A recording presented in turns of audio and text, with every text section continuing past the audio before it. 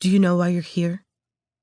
The doctor leans down, her hands folded over the chart in her lap. She asks me this, her hair stretched taut at the temples, her whole hairline sitting low on her forehead like a stitch. Yes, I answer, though I want so badly to give her a cheeky no. Because you tried to hurt yourself, she says anyway, as if I didn't know. I know. Okay. Is there something that's been happening that makes you feel this way? At home, at school, anything at all?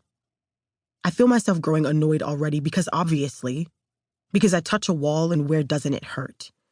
I know she wants me to give her something she can give to her boss to make them all go home like saviors tonight, a welfare call to child services, but I wouldn't give it to them, not this time and never again. I just get really angry with myself and with other people, which was true and not about my mother. What are the things that make you angry?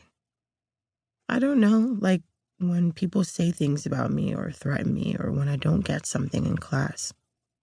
What aren't you getting and who is threatening you? I get everything but math and it makes me so mad. I feel so stupid. I start crying, but I can't really explain why, and I don't really want to this hospital psych whose job is to evaluate me into an inpatient or outpatient partner facility.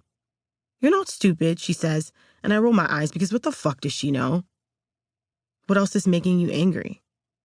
I don't know. I can't explain it. I just get really angry at little stuff. It just builds up in me and I feel like I can't control it. Like it's in my throat and I can't breathe unless I scream or hit something. Do you hurt other people? She asks, her voice dropping slightly as if to hide that she's afraid of the answer. I don't answer her because I don't feel like it. I say, sometimes cutting helps, which is why I do that. Yes, you do that. When you do that, are you trying to kill yourself? Not always, I say, which is true, but is also the only answer if I want to be out of the hospital in under a week. You're doing it because you need to be seen then, yeah? I understand that. Sort of, I say, which is a lie. It was not about being seen at all. I could disappear for all I care. It's because seeing the blood makes me feel like I'm letting something out, and it helps me stop panicking. She puts her clipboard down in her lap and looks out through the small window of the hospital door. So it's for relief. That makes sense, too. The thing is, though, and immediately I know where this is about to go. Inside, I start to panic, realizing I shouldn't have said the thing about the blood. You could really hurt yourself, kiddo, and you could wind up doing something you can't undo. And there are people who really care about you. Plus, if you're also hurting other people, that can maybe get you in trouble. We want to make sure you're not hurting yourself or anyone else, right? So here's what I think. I think we should take a couple of days to keep talking and to monitor you while you're here and figure out if there's something we can do long-term to keep you from hurting. Because that's the goal here, huh? To stop you from hurting? I was 12, but this wasn't my first time at the rodeo, and I could understand each coded word. She was talking about a 2-week stay with a drug course and a possible diagnosis. I looked away but said sure to satisfy consent so I could avoid the drama of being strapped to a gurney in the back of an ambulance. Good. There's a really great facility with kids just like you across the city with an available bed, but we're going to have to get you there tonight. I'm going to go talk to your mom. It's all moving so fast, but it always does.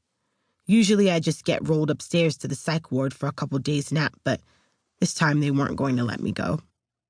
I can't decide if I want to freak out or go with the flow, but I know I don't want to be detained again, so I begin to snap at the rubber bands on my wrist, hoping the pain will distract me. My mother comes back in, and I can tell she's relieved. It's been a lot, all too much, in fact, and we could all use a breath. Mine would be medicated, and I'd grow an appreciation for blue plastic furniture and for losing my sense of time, but fine. They strap me to the gurney anyway, my warm tears absorbed by the coils at my temples, hands not free enough to dry them. We get there. My mother leaves, and I remember that my goal is to go home.